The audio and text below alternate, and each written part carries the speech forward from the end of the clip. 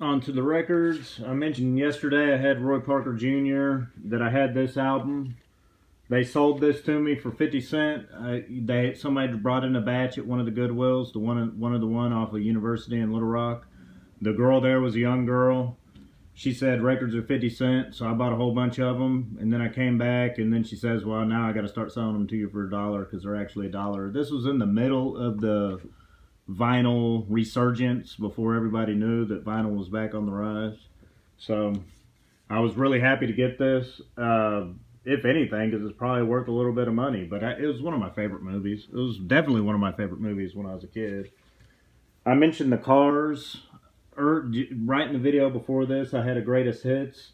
These albums are nice to have because they are good sound quality. Now, I know I'm going to end up speaking out of both sides of my mouth at some point in time because sometimes the charm of bad sound quality adds a lot of purpose to the music. But stuff like this, it's nice to hear nice, quiet sounding pressings of things that are overly produced when you're in the mood for it. Do I like the Cars? I mentioned them in the video right before this. Yeah, I like the Cars.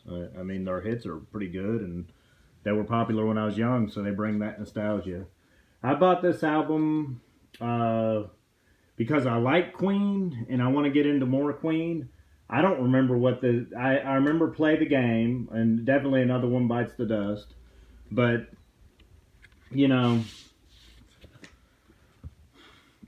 there's just not everything that Queen does I like. I got so much of their stuff on CD. I've listened to so much of their music. And the movie's really good. I just don't know what to say about them. I wish I could say more, but, like Queen, don't love them. I guess that's the general gist of it. Face value, Phil Collins.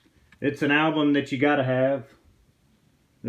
For me, it's an album that I have to have because Phil Collins means so much to me. Listening to this music now, it wasn't as good as what I thought it was when I was a kid. I listened to this album hundreds of times. My mom, I remember I wanted to know what Phil Collins looked like, and my mom took me to, what year is this? Man, this is all the way back in 1981. My mom took me to the library, went through all their records trying to find this. And I didn't have the best mom in the world, but we went to the library. She went through all the records. I think she was trying to find this one because I wanted to know what he looked like.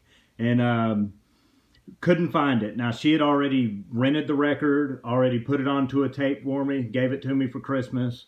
This is what we did because we were poor. But I listened to this over and over and over and over and over again. Do I think it's as good now? No, I hate to say it. I mean, Blood on a Roof, or The Roof is Leaking, and In There Tonight, This Must Be Love. Those are great songs, but there's just so much, like the version of Behind the Lines on here isn't nearly as good as the Genesis version. I love Genesis. Genesis, top 5 favorite band, easy. Phil Collins, one of my favorite artists. But there's kind of, in some of his records, it just sounds like there's kind of some filler. But when I was young, this music meant the absolute world to me. I mean, I just listened to it over and over and over. It's splitting, but over and over and over. I mean, just bam, bam, bam, bam, bam. Devo. Love Devo. They just that electronic stuff. They're famous for that song Whip It, but I love it all. I could listen to it just over and over again. Their best song is Are We Men? Now I'm messing it up. It's something like Are We Men, but oh my gosh, it's so good. It's just so good. Devo is just electronic music that was popular, that worked, that it was pop electronic music. It's kind of like some of the krautrock I listen to, like Kraftwerk. Nobody's gonna know what Kraftwerk is, but anyway, I'm just gonna move along. But Devo I like a lot. Electronic 80s type synthesizer music. Peter Gabriel Live. This is a gem to have. It's a double disc. It's just, Peter Gabriel stuff. I talked about him yesterday. Love him to death. Love his music to death. I could, and this live recording is done so well. It's mostly his first four albums: DII, Shock the Monkey, No Self Control, Salisbury Hill, I Have the Touch. I know these songs backwards and forwards. I love it. He's associated with Phil Collins. Phil Collins was the lead singer, was first the drummer of Genesis after one of their drummers left, and then he became the lead singer when this player left, Peter Gabriel. They're some of my favorite stuff. I mean, I had them when I was so young. I would go into the tape shop, the record shops, and I would find Genesis albums really cheap, and my parents would know, no, don't buy that. That's not what you think it is, because I was used to the Phil Collins and I was used to the 80s Genesis with Mama and Invisible Touch and all that stuff, and they would turn me off from it. But it was so cheap. Those tapes were so cheap. You know, a couple weeks later, I'd go back and buy them, and I'd be like, wow, this is really good. You know, buy albums like Trespass and Nursery Crime and all that, and I just loved them. I just ate them up, and they mean so much to me because they bring all that nostalgia to me, and they're just incredible. I love Genesis. They're one of my favorite ones. Peter Gabriel and Phil Collins are both associated with them.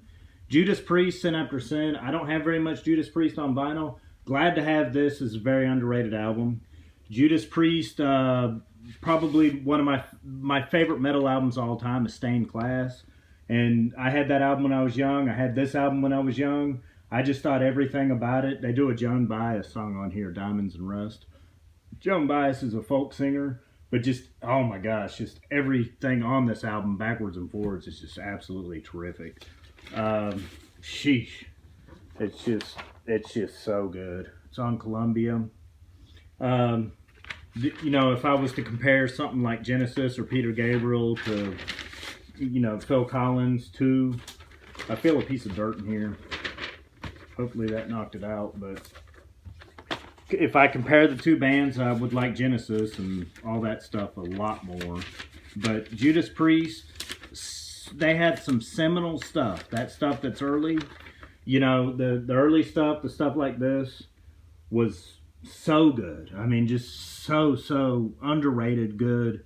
When they became more popular, they did more popular stuff, and that stuff was good too. But their first album, Rock and Roll, I don't care what anybody says, it's so good. It's got one 10-minute long song on it with a guitar.